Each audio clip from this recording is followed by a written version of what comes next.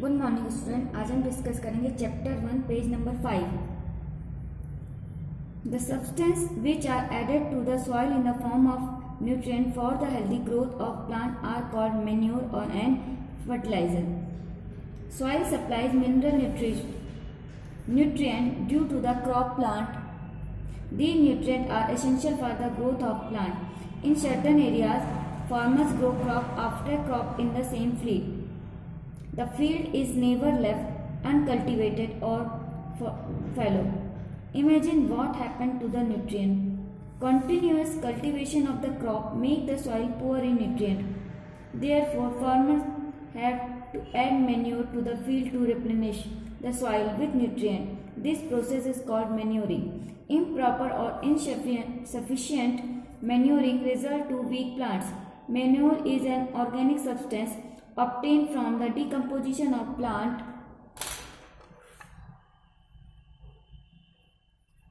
and animal waste. Farmer dump plant and animal waste in pits at open places and allow it to decompose. The decomposition is caused by some microorganism. The decomposed matter is used as organic manure. We have already learned about vermicomposting in class 6. Manure क्या होता है? Substance जो soil में add किया जाता है for nutrition के लिए और हेल्दी ग्रोथ के लिए, और ये किसका फॉर्म ऑफ न्यूट्रिएंट के फॉर्म में। तो सब्सटेंस जो सॉइल में ऐड किया जाता है न्यूट्रिएंट के फॉर्म में for healthy growth of plant के हेल्दी ग्रोथ के लिए, उसे हम कहते हैं manure and fertiliser. Manure and fertiliser is the substance which are added to the soil in the form of nutrients for the healthy growth. Soil crop plant को nutrient supply करती है, लेकिन क्या होता है जितने भी एसेंशियल को न्यूट्रिएंट चाहिए रहते हैं वो सब किससे लेते हैं? प्लांट सॉइल से। लेकिन एक ही जगह बार बार कल्टीवेशन करने से सॉइल में न्यूट्रिएंट्स की डेफिशिएंसी हो जाती है, कमी हो जाती है। तो इस डेफिशिएंसी को पूरा करने के लिए हम सॉइल को रिप्लेनिश करते हैं। कैसे रिप्लेनिश करते हैं? हम उसमें कुछ मैन्योर ऐड कर देते हैं। Farmer have to add manure to the field to replenish the soil with nutrient. This process called manuring. तो हम उसमें मैन्योर डाल के उसके सब्सटेंस की डेफिशिएंसी को ठीक कर देते हैं और उसमें कुछ न्यूट्रिएंट ऐड हो जाते हैं। इस प्रोसेस को कहते हैं मैन्योरिंग। लेकिन इम्प्रॉपर और इनसफिशिएंट मैन्योरिंग से हमको वीक प्लांट मिलते हैं। अगर इम्प्रॉपर मैन्योरिंग हुई, इनसफिशिएंट मैन्योरिंग हुई तो प्लांट कैसे हो जाएंगे? वीक। अब what is the manure? Manure हमारे ऑर्गेनिक सब्सटेंस हैं जो हमको ऑब्टेन्ड होते हैं प्लांट एंड एनिमल के वेस्ट के डिकम्पोजिशन से। प्लांट और एनिमल के वेस्ट जब डिकम्पोज हो जाते हैं तो उससे हमारे मैन्योर तैयार होते हैं।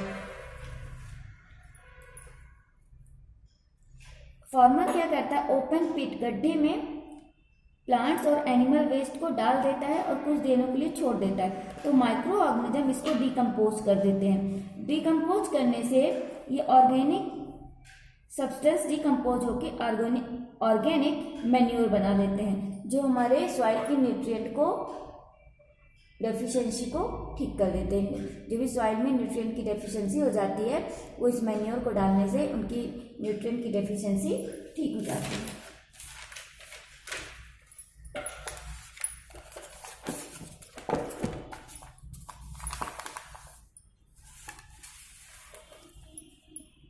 Did plant in all the glasses? Fertilizer are chemical which are rich in a particular nutrient. How are they different from manure? Fertilizer are produced in factory.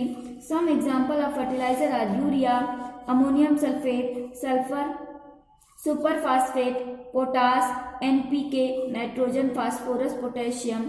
The use of fertilizer has helped farmer to get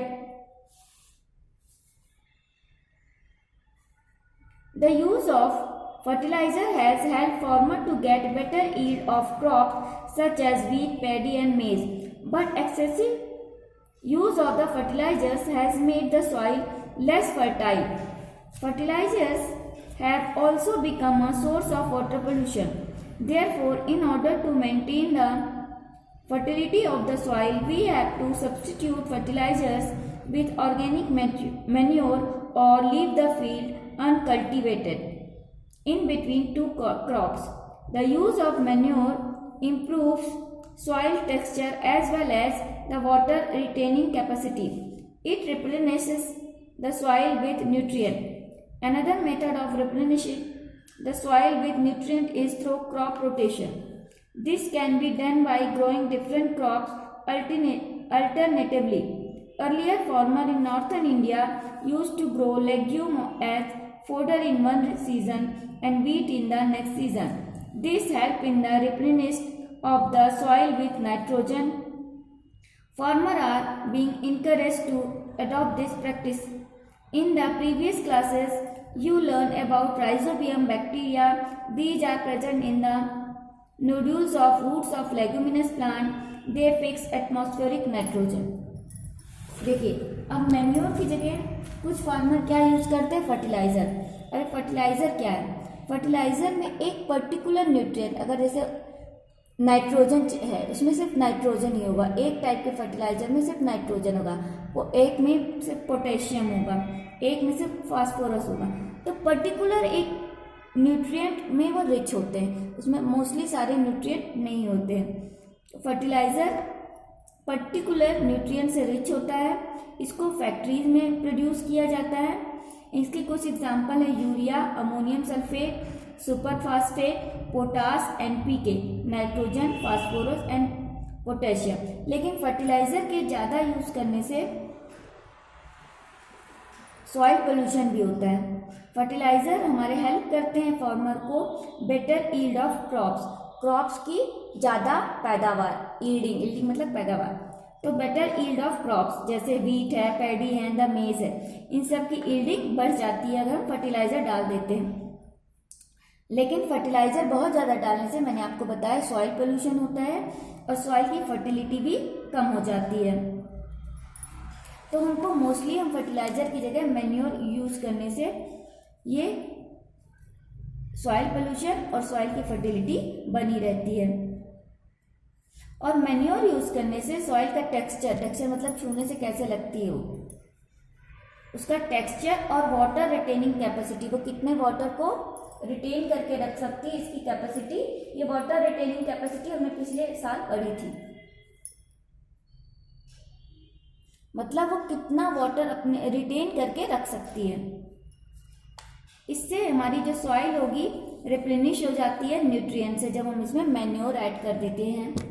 तीसरा हमारा method है replenish करने का crop rotation. Crop rotation मतलब होता है different crops को alternate करके ग्रो करना। जैसे नॉर्थ इंडिया में फार्मर लेग्यूमिनेसी प्लांट को एक सीजन में ग्रो करते हैं और एक सीजन में वीट। लेग्यूमिनेसी प्लांट मतलब ग्राम, पी, बीन्स, और एक सीजन में वीट को ग्रो करते हैं। इससे क्या हो गया, उनमें क्रॉप का रोटेशन हो गया, अल्टरनेट करके उन्होंने क्रॉप जब उन्होंने ग्रो की, तो जब लेग्यूमिनेसी प्लांट लगे तो उनमें क्या हुआ, नाइट्रोजन फिक्सेशन हुआ। हमने इससे पहले पढ़ा था कि राइजोबियम बैक्टीरिया क्या करता है, नाइट्रोजन फिक्सेशन करता है। तो सॉइल में क्या आ जाएगा, नाइट्रोजन आ जाएगा, और उस नाइट्रोजन को जब हम वीट लगाएंगे तो वीट का प्लांट उस नाइट्रोजन को यूज कर लेगा और उसको फायदा हो जाएगा, उसकी यील्डिंग बढ़ जाएगी।